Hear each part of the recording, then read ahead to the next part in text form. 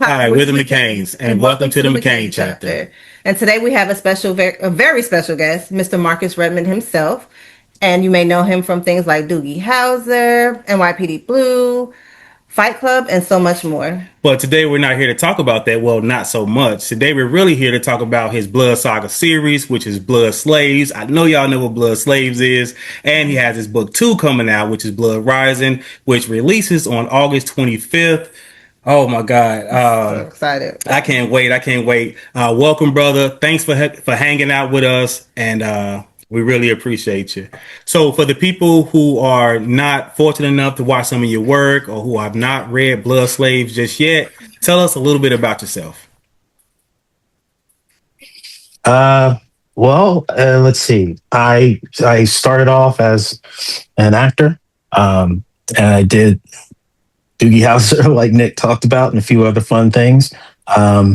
And that got a little bit frustrating because I couldn't use all of my skill set. So I stumbled into writing screenplays. And so I sold a couple of screenplays to Columbia Pictures. Then that got a little bit frustrating because I missed acting. So I started to write screenplays that I could star in. So I did a couple of independent films. I did one with Whoopi Goldberg and Sharon Stone, who were kind enough to come and be a part of the movie I had written. And that became a little frustrating because it was access. It was like the way to get it out to the people. Was a little bit difficult. So 2020 hit, COVID hit. Nobody knew what to do. I didn't know how to do anything except for tell stories. So I was like, well, I'll just write a book. It's fine. It's just a script with extra adjectives. It'll be fine. And that's how I went into it. I was starting a vampire story, completely different. And then George Floyd got murdered, and I got really upset about it. And I was talking to my wife about it, and she said, "It's too bad your vampires can't go back in time and fix everything from the start." And the next day, Blood Slaves hit me in the head. I started writing it. Wow. That's the abbreviated version. So Blood Slaves is because of your wife, is what you're saying. Yes, basically. Yeah, I'm contractually obligated to give her credit in every That's right. in every interview. I got a follow-up question for that then. So let me ask you this. So when you would finish writing, so let's just say you write a chapter, was you always going to her, what you think about this and throwing ideas? Was it that whole thing? Oh. No. In fact, to this day, I don't believe she's ever read the entirety of the book. Oh, wow. Wow. She knows the story in and out. She knows characters in and out because I'll talk to her about what I've done. But the process of writing Blood Slaves specifically is very internal. The idea hit me in the head, and I started writing. And I didn't have an outline or cards or whatever the stuff you're supposed to do as a writer. I didn't have any of that. I just started writing. And I would write because it was just in my head. I was just getting out of my head what was in it. And then at about 6:00, my brain gets mushy. And I like to write with a mushy brain. So I would stop and just kind of like zone out. And she would ask me, she's like, "What are you going to write tomorrow?" And I tell her, "I don't know. I have no idea," because I didn't. And then I would go to sleep, wake up. The second piece was in my head. I would write that down. Same thing. That happened 44 times. So in 44 days, I had a first draft of it. Wow. Oh, wow. Wow. That's how that happened. Oh, man. So Yeah. Right, It's, I say all the time that I wrote the book, but I'm not sure I wrote the book. Okay. You know what I mean? Okay. because I want to go back more into the writing. So what did you do after that? So you got this in your head. It's already a masterpiece, right? And I'm sure you thought, okay, it's finished, right? So what's the next step? Like, are you looking for a literary agent? I mean, I'm sorry. I guess at first you're looking for a developmental editor or something. What's the next step? What are you doing? Honestly, I didn't know because I'd never done it before. Right. So like I just wrote this thing and I talked to some folks and asked questions. It was like, okay, I have this. What am I supposed to do? Because I knew I wasn't going to try to self-publish it. Because I think self-published authors are incredible people that have like tons of bandwidth and are able to like juggle many things, and I don't have that skill. There's no way I'd be able to do it. So I knew I had to find a company. I just didn't know how that would work. So I got into a writing group and I started talking to some folks. And I got wind of a developmental editor. Went through it, did the thing, got done with the editor, went back, did some more stuff on my own because some of the editor stuff didn't really feel right. And then it was figuring out how to query agents because that's the next thing. So I started querying agents. And I thought I had written a historical fiction. Like that's what I thought I had written. Because I was never a horror person. Like all the blood and guts was still in there, but for whatever reason, it didn't register in my head that was horror. So I just was like completely going after historical fiction and getting rejections left and right. And a friend of mine was an author in the writing club. She was like, "Why don't you have an agent? This book is great." And I was like, "Well, I keep doing the thing." And she's like, "Yeah, but horror agents should be picking this up." And I'm like, No. It's not horror. It's historical fiction. She's like, "What are you, nuts? It's vampires. People are getting their heads ripped off. You go after horror agents." And as soon as I did that, I got responses. And I ended up signing with the very first agent that responded to the book. And she sold it in the first round in a 3-book deal. And she's working on all kinds of other stuff. She's great. Well, little white lady from Canada, if you could believe it. Anytime I talk about this book, I always say it's a historical fiction horror. So there you go. Yeah. See, I just know why horror never entered my thing. I was never a horror fan. You know what I mean? Like growing up, like watching horror movies, like I'm into it now, but at the time, the only horror movie that existed for me was The Lost Boys. That was it. So I don't know what happened. I never connected, but you know, now I'm deep in it, but it took a bit. I was a little slow on the uptake. Okay. So I want to piggyback on the George Floyd. So I have a question. In what degree did the murder of George Floyd impact the way you told the story? So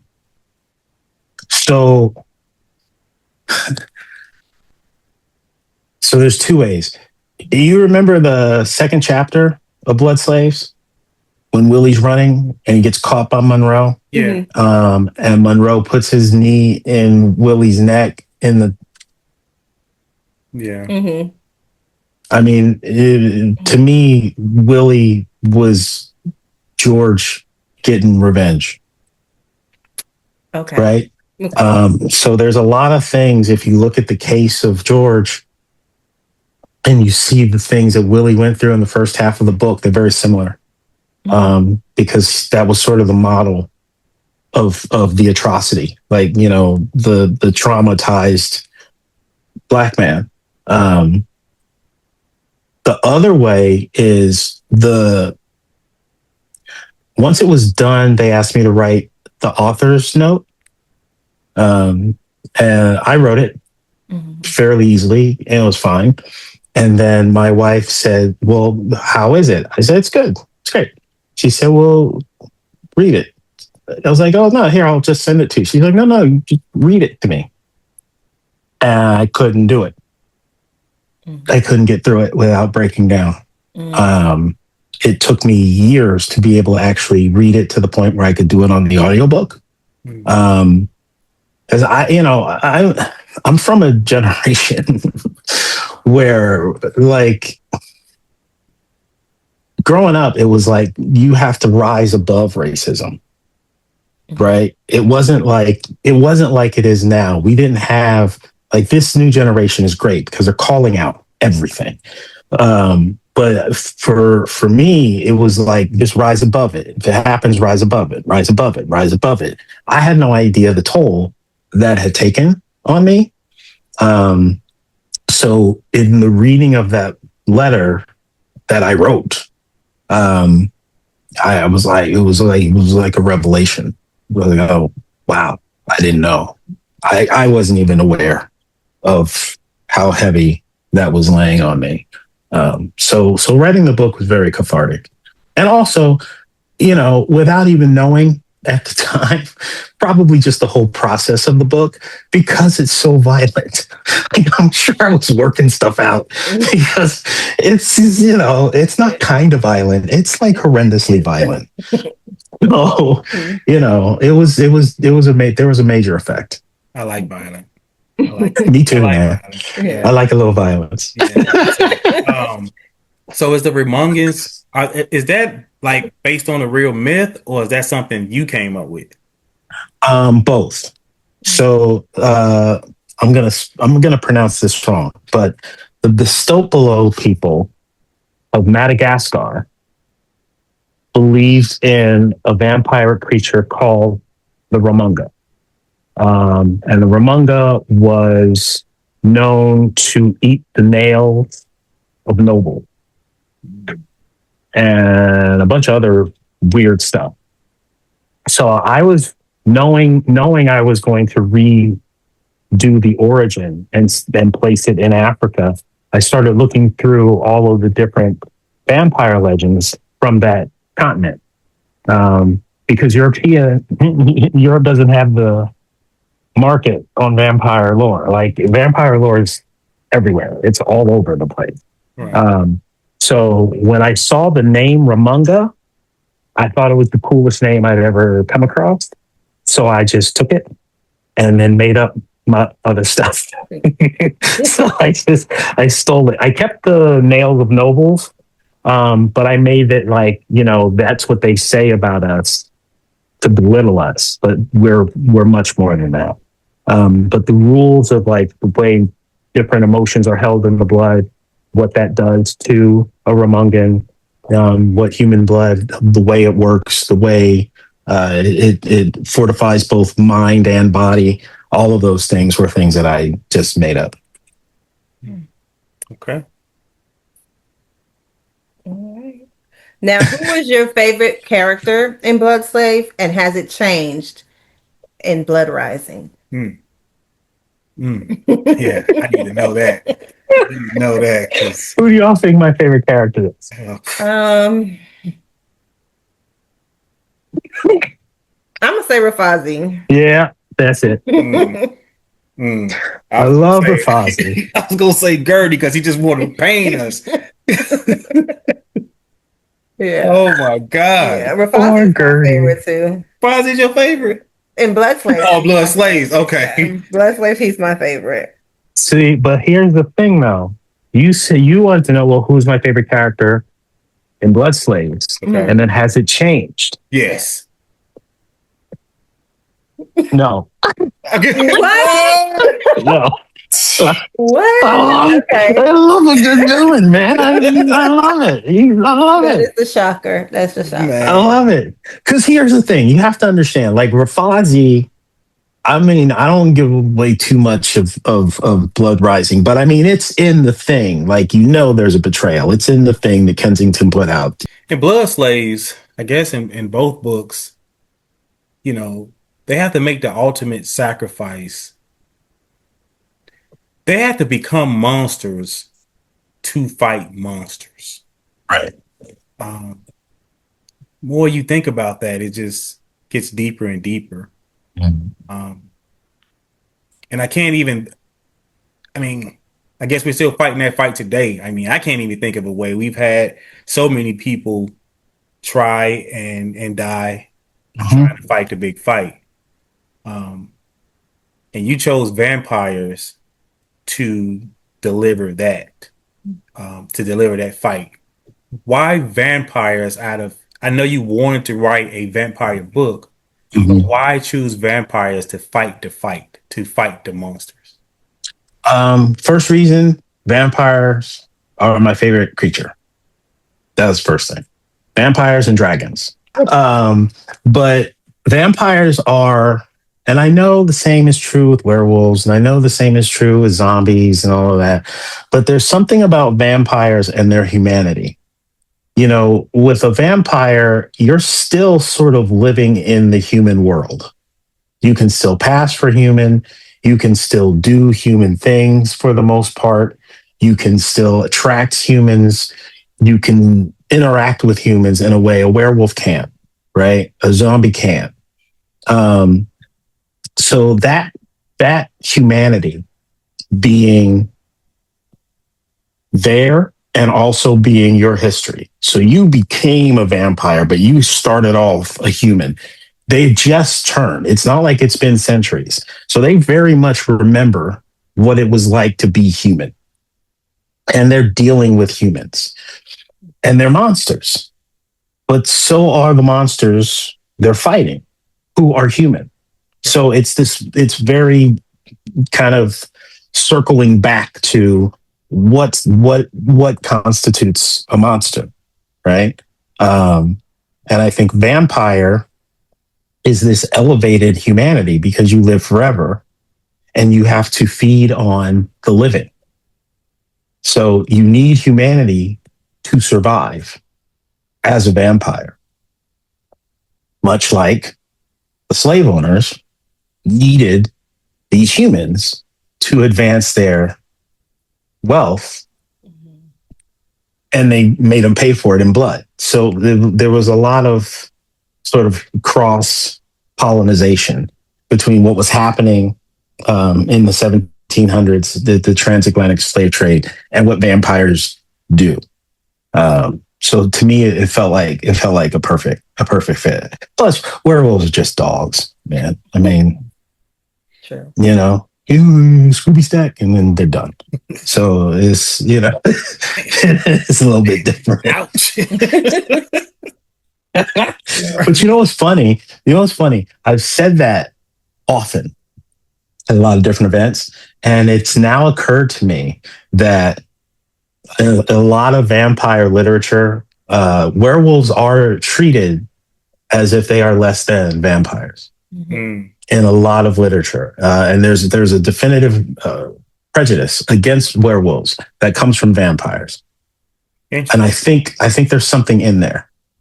I think there's something in there that could be told. Yes. By utilizing vampires. I have an idea on who probably can tell that story. I don't know. I'm gonna talk to some people. I'm gonna call some folks up. Now, why did you choose to give some vampires special abilities? So I just wanted to do something a little bit different. Like, I knew I was gonna run into what the hell is a Ramunga? So I didn't want it to be such a thing where it was so different that you couldn't understand what this creature was, right? Because you're dealing with executives and people have different opinions about different things and whatever. So I wanted it to be, okay, it's a Ramunga. It's basically a vampire. It's basically all the stuff you already know. It's all still there. So it's not like this like brain blow thing where you can't understand how it works.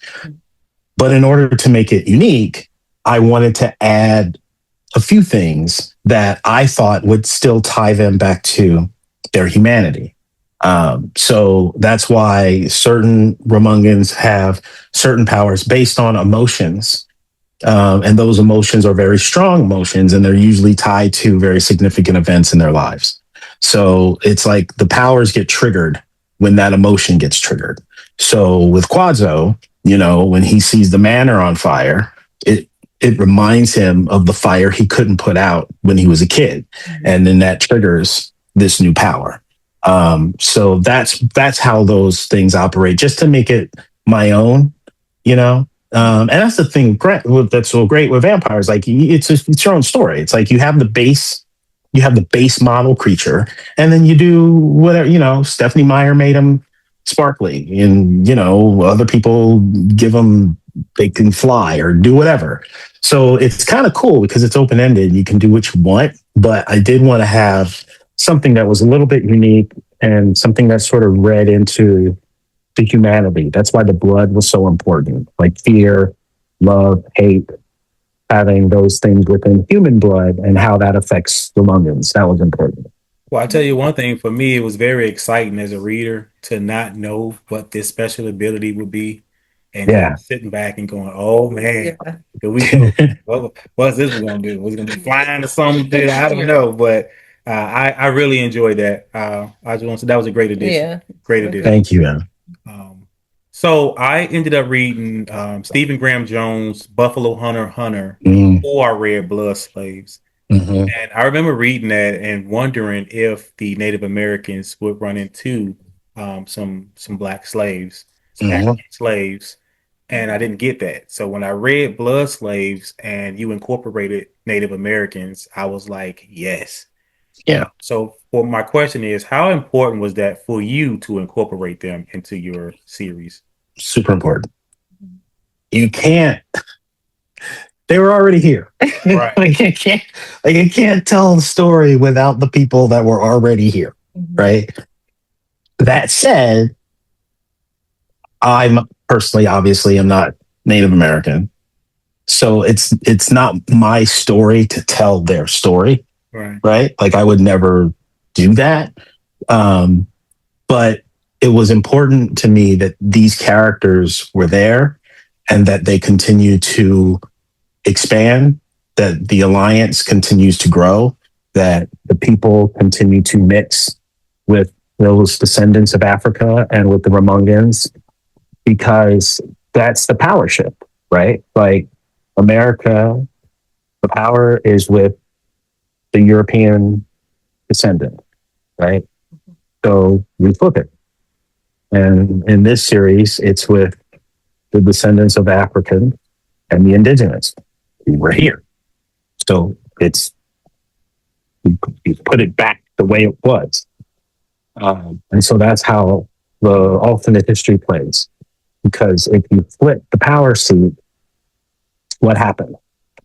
Like, do you even get America? Does that even happen?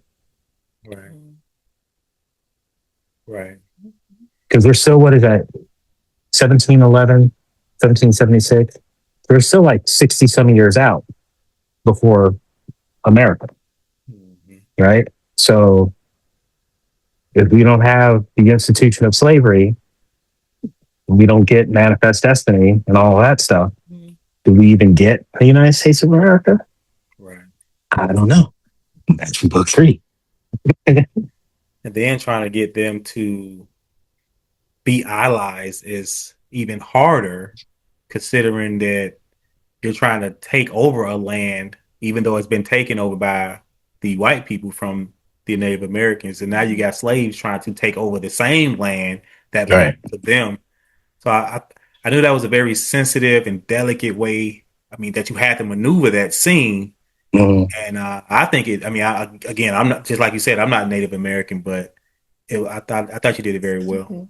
Thank you, man. I appreciate it because it is very important to me. As the series progresses, the natives are going to be a much bigger part of things. Yeah. The council will grow. Natives will sit on the council. You're going to have just everything that the Romungans put forth. The natives will become a part of it, and they will become a unified people, hopefully. And so it was just important to me. And it was, but then, in Blood Rising, you gave us so many characters to hate. Bartholomew. Yeah. Oh, what's his wife's name? The Crabtrees. I don't know. Oh my God. Constance. Like, if we don't eat these people. Right. Yes. Oh goodness. Yeah, it was. I found myself hating people left and right. Yeah. And I'm just waiting on a bloodbath. But yeah, it's you did what you're supposed to do. So I tell you that. Tell you that. Is there like a scene in either book that you would love to see in a movie? Oh yeah, all of them in both books.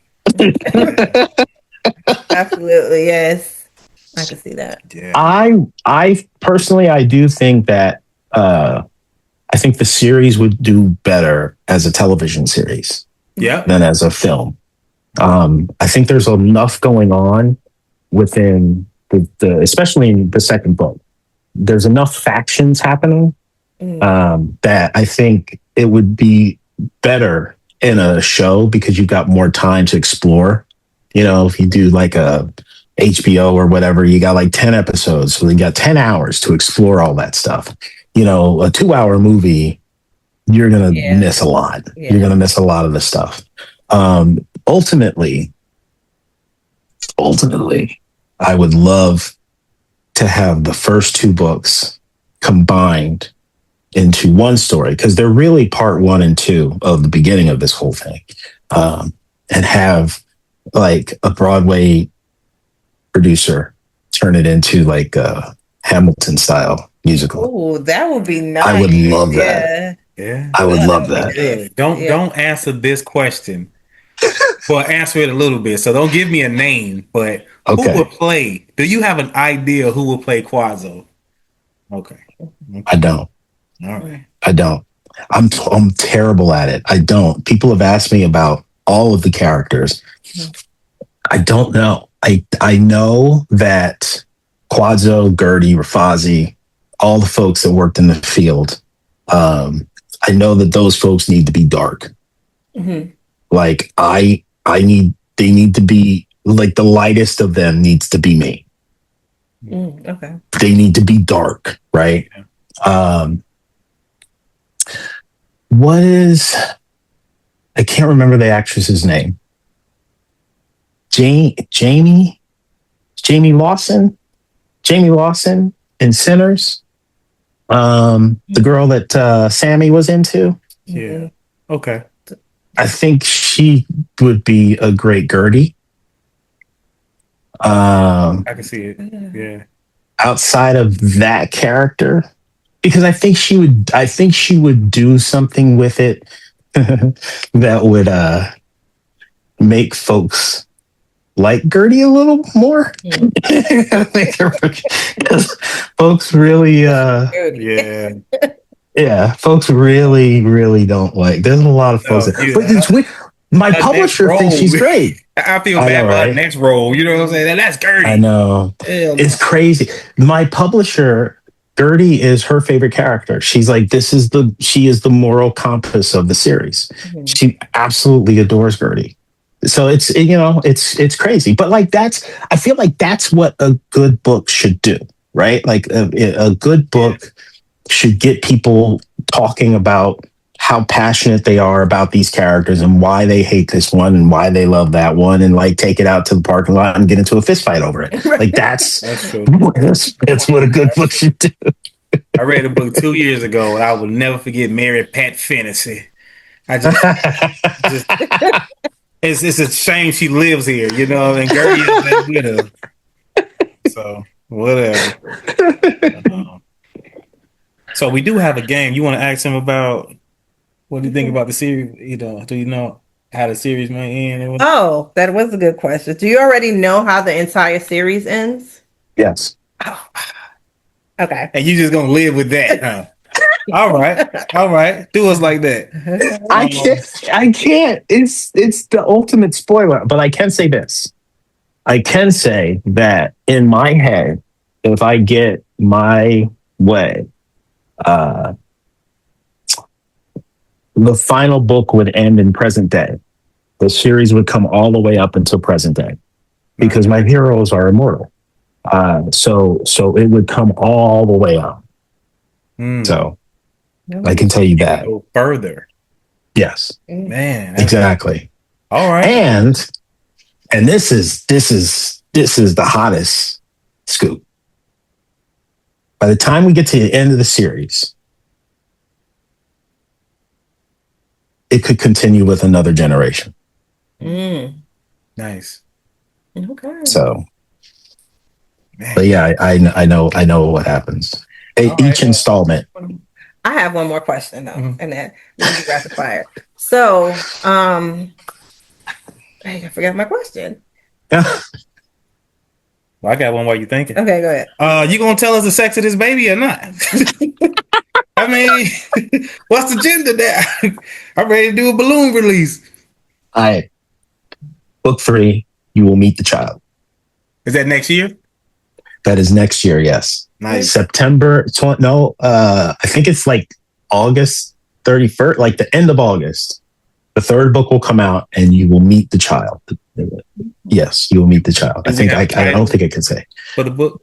I don't know if I'm allowed to say it yet. I mean, it does exist. Yeah. Yeah, I won't get in trouble. But there is a title. Okay. And I think I can say this without it being a spoiler or put me in trouble, but there will be a time jump. Nice. I'm gonna throw a name out there. Bloodthirsty. No. Okay. That doesn't no. say. But it's good. It's good. It's like book 5 or something. You know what I'm saying? All right. Blood will be in all of them. My question was, are you writing anything besides the Blood Saga series? Yes. Historical fiction. Yes. Oh. I can't say anything more than yes. Right. Okay. But it is, yes, it is. It's the same genre of historical horror. So yeah, that apparently has become my brand. So. Okay. All right. Now it's getting towards the end, so we want to end it on some rapid fire questions. All right. The only rule is you can't be thinking about it a long time. You gotta hit it out. You know what I'm saying? Get it out. Now, one of our questions is from a 4-year-old named Kayani Adams. Now, she didn't read Blood Slaves, and we wouldn't do that to her. I don't need her biting on my neck or anything like that. But we told her that we were interviewing you, and she said, "Oh yeah." She said, and I told her that you write about vampires, and she said, "Well, can you ask him a question?" So the first rapid fire question is going to be from 4-year-old Kayani Adams. Okay. She said, "Vampires or werewolves?" Kayani, is that her name? Kayani, did I say it right? Yep. Kayani, vampires all day. Oh, all right. She's gonna love that. She's gonna love that. All right. All right. So I'm gonna ask one word to describe your books. Bloody. Bloody. Paperback, hardcover, or audiobook? Hardcover. Okay. Hardest character to write? Dirty. Favorite book you've read this year?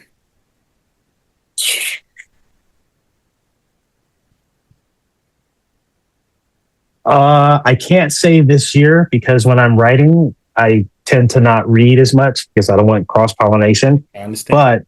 But year before, Yellowface. Yellowface. That was good. Love that book.